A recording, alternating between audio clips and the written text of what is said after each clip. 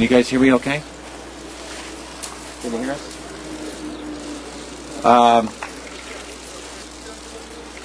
We want to thank everybody for coming out on short notice. This is officially to tell you that I'll have another is retired.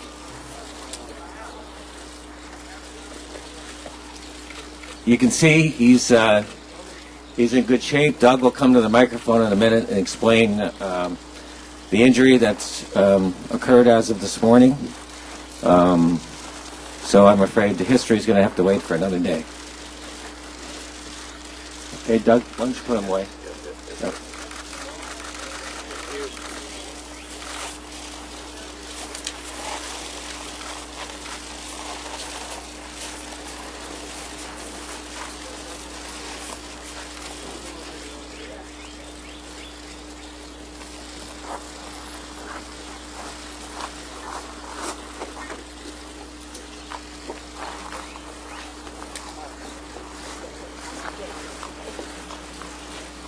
Yeah, this is extremely tough for all of us, and though it's far from tragic, no one died or anything like that, but it's extremely disappointing, and I feel so sorry for the whole team. We've had such an amazing run,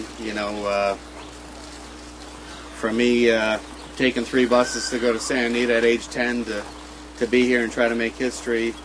Got to thank Paul and Zilla for making this possible, and I got to thank the team too. A lot of them are back at the mansion. Mr. Redham let them enjoy, and they're aren't enjoying the pool and tennis court today. But Johnny, who gets on him every day, is just a great kid. Beto, who came out here just in case if we needed a backup. Inocencio, who worked his butt off every day. Benjamin, who's raising him right now. Sabas, Leandro, I know I'm missing guys. Thumper, Rio, Tyler Serin. So Marcos. But it has just been an incredible ride, an incredible run, and I've taken so many notes, a lot of mental notes, and I know we're going to be back here again. And I know some people have asked if I thought the detention barn had anything to do with this, and absolutely not. Just a freakish thing. He has been showing a little bit of, he's been a little quiet the last few days of galloping, but his legs have been great. Yesterday he galloped great, but in the afternoon we noticed some loss of definition in his left front leg, to which, like every other owner and trainer, we prayed. He just kind of hit himself, and it was just a little bit of skin irritation. We did him up in a special poultice. This morning he looked great, so I thank the racing gods there. And we did just a little easy gallop with him today. I thought he looked great on the track. And then cooling out, you could tell that swelling was back, and at that point I didn't feel very good. I talked to Mr. Redham, and immediately we got Dr. Hunt over here. He scanned him and said it was a start of tendonitis in his left front tendon, and you could give him 3 to 6 months and start back with him, but obviously he's done so much that it was unanimous between the Redhams and my brother and I and everyone at the barn to retire him, and it is bummer, but again far from tragic, but it is very disappointing.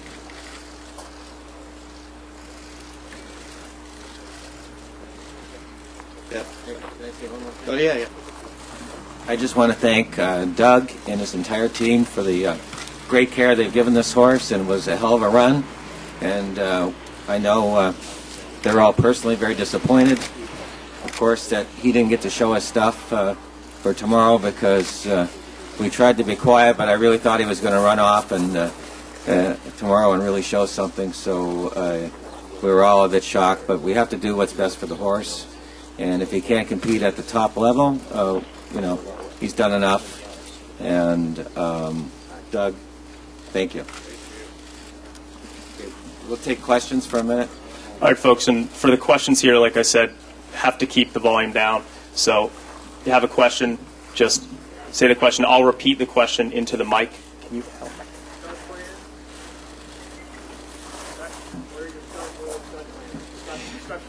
Have you guys finalized stud plans yet? Well, stud season is over for this year, so the horse, I'm going to assume, is going to go back to Hollywood Park, being in friendly surroundings, and I guess we would be open to talking about that at some point here. But it's not an emergency to talk about where he's going to stand or what he would stand for or this and that. We're just going to look. The races are going to go on today. The big race is tomorrow. I'm going to be there as a fan now. Won't tell you who we're betting on. But we'll take a few days and just let's let this play out. There was a question, which leg and which tendon the injury occurred to? His left front. He had tendonitis in left front superficial tendon.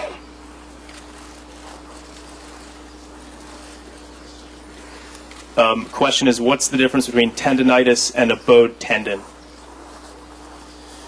Well, a bowed tendon, you get a big old profile, and it's an advanced tendon. So it's you actually have a large lesion in the core of the tendon. This is the beginning of a tendon.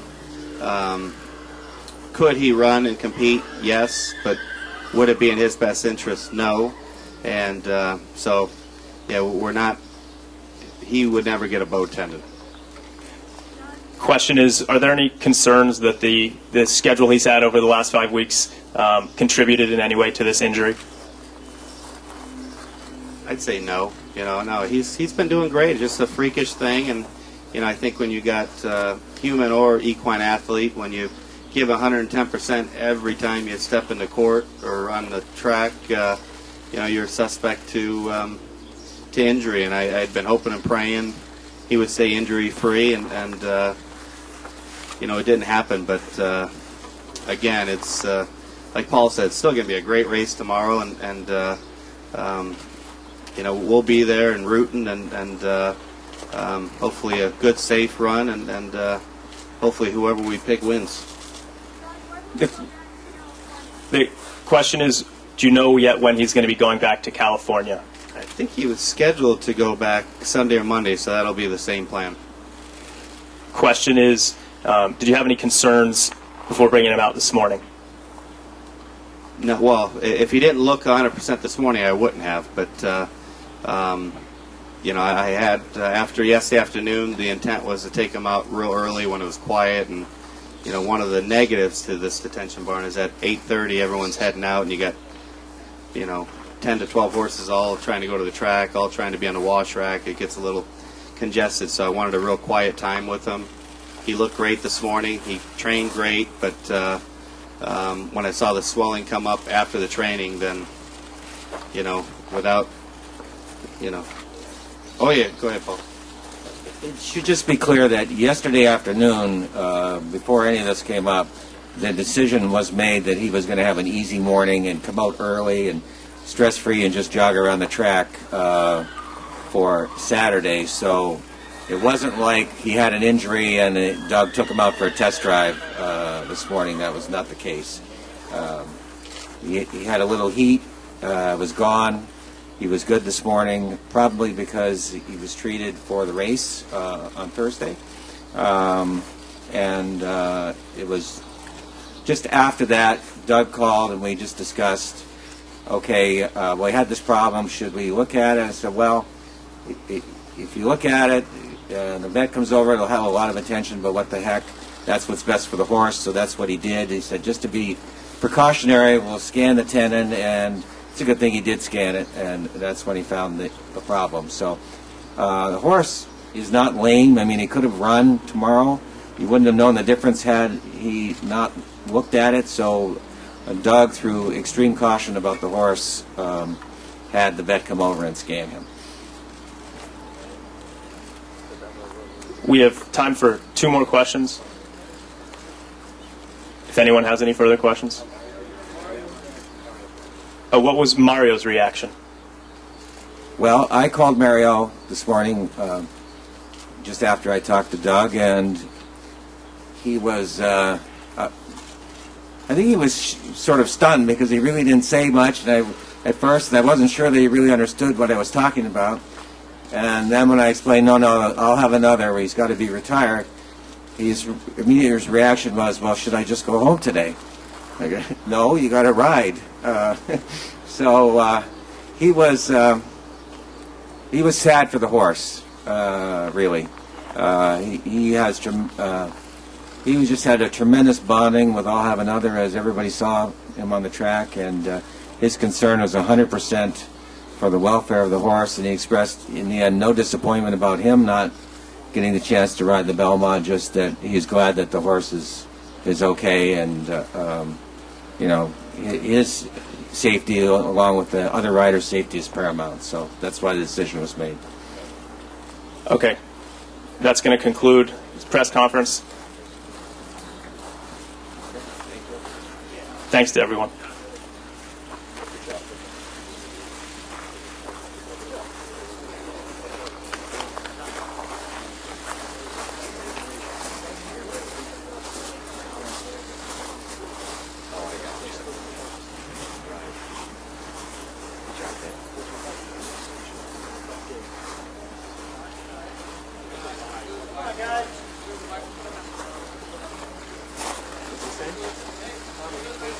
Mitch, can you clear the mic? Clear the mic? All right.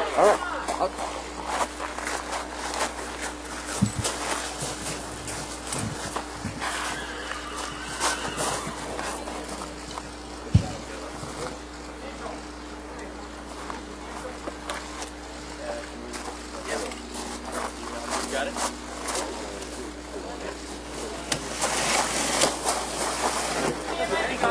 What? You're kidding, right? Dude, we're doing the best we can. Yeah, that's not you're kidding me.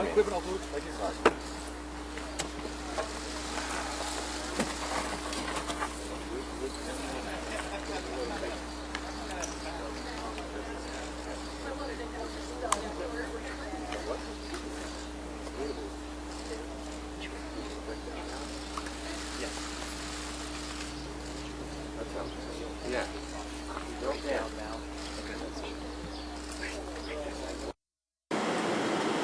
You done, Fred?